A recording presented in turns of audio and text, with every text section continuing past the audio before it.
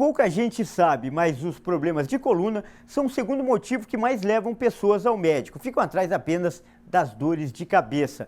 Para falar sobre esse assunto, o programa Entrevista Especial conversou com um especialista, o Dr. Matheus Lopes. Confira.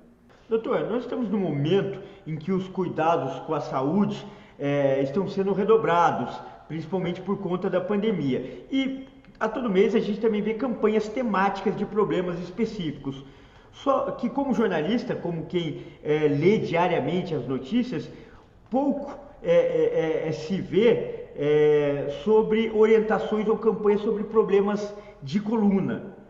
E primeiro, então, eu queria que o senhor falasse, contextualizasse. É um problema comum entre as pessoas no dia a dia, até por conta de algumas posturas, alguns procedimentos, comportamentos errados, mas que ainda não se tem o devido cuidado? Perfeito, excelente pergunta. A dor lombar em si, né, manifesta aí o principal problema de coluna que a gente vê, é a segunda maior causa de procura de atendimento médico, só perde para dor de cabeça, né? Então, durante a vida, pelo menos aí 80% da população vai experimentar em algum momento um episódio de dor lombar, tá? Pode ser isolado ou pode ser mesmo um problema persistente de coluna.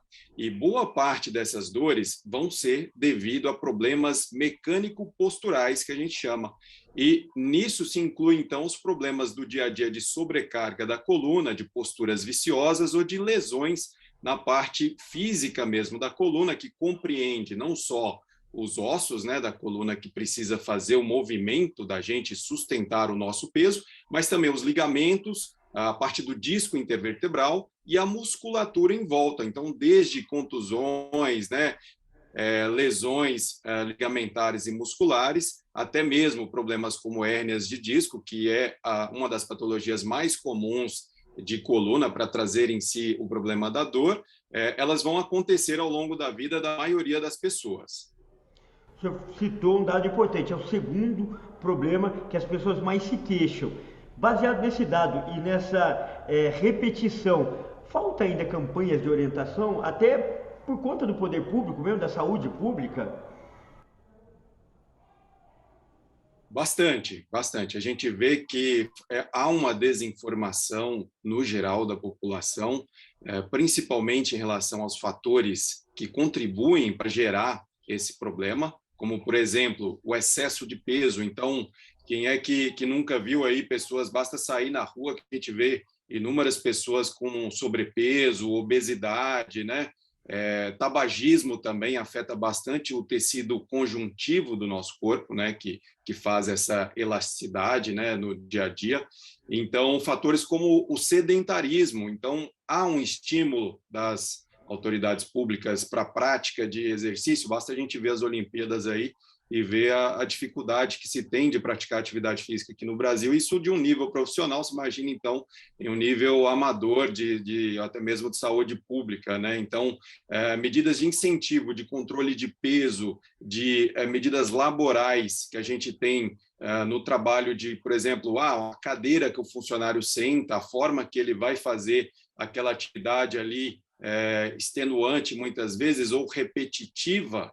Então, isso ao longo de muitos anos, certamente pode trazer algum tipo de lesão no nosso corpo, que nada mais é do que um sistema mecânico, né, de sustentação e de resistência às cargas e forças que são aplicadas ao nosso corpo no dia a dia. Então, ao a gente estar sentado, então a gente está sustentando uma pressão na nossa coluna, na nossa bacia, né, e sobre os elementos que ali constituem a coluna. Então, é muito importante frisar que medidas não só de saúde pública, como até mesmo orientações familiares para as pessoas na sua casa, como, por exemplo, agora no home office, que se tem bastante gente trabalhando de casa.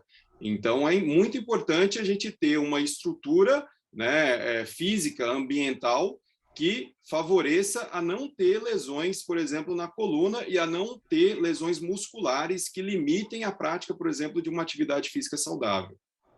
E agora, essas medidas de restrição social, isolamento e principalmente home office, agravaram essa situação? Sim, observamos no início, né, uma certa fuga dos pacientes do tratamento médico, né, então houve um absenteísmo importante de todas as patologias por um certo medo, receio de sair, e com as mudanças da rotina mesmo, além dos problemas psíquicos que a pandemia trouxe, como, por exemplo, aumento e muito da ansiedade, problemas de depressão, aí começaram-se, então, a ter as lesões musculares de pessoas que ficam o dia inteiro enclausuradas, né, em casa, sem praticar uma atividade física, sem se alongar. Então, e aí veio a ansiedade, sedentarismo, alimenta demais ou alimentos mais calóricos, pessoas ganham peso e não conseguem fazer atividade física, e vem a dor, e a dor entra num ciclo vicioso, né? Que aí culmina, então, a procura do atendimento médico por alguma lesão ou dor na coluna, que pode ser aguda ou crônica. Então, a dor que persiste, né, por mais de 3 meses é uma dor crônica, e essa dor traz muitos outros problemas do dia a dia. Então, a gente observa muito o aumento da dor crônica, agora já como uma complicação da pandemia, né, e pessoas que perderam o segmento no tratamento, que pioraram a sua saúde no geral.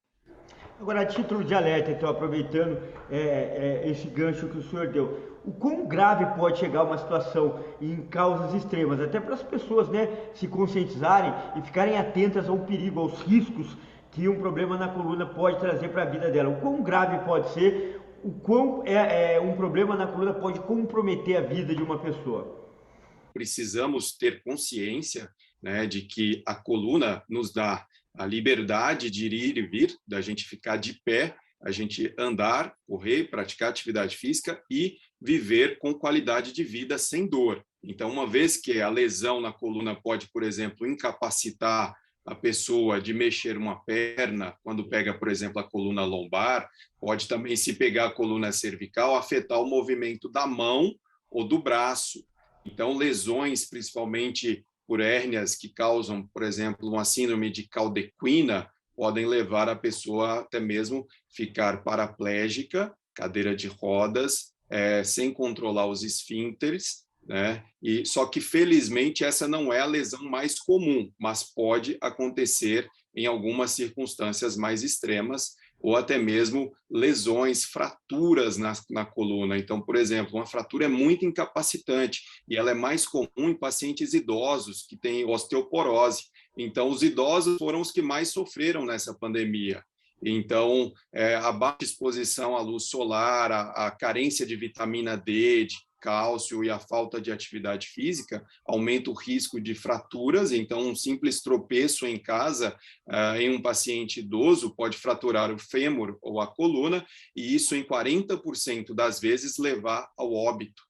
Então, é muito grave as lesões que podem acontecer na coluna, afetando principalmente medula espinhal e nervos. Legal essa dica, né? Aliás, dicas de saúde são sempre importantes. E continue ligado, porque aqui você sempre tem especialistas renomados falando de temas importantes para o seu dia a dia. Então, até a próxima!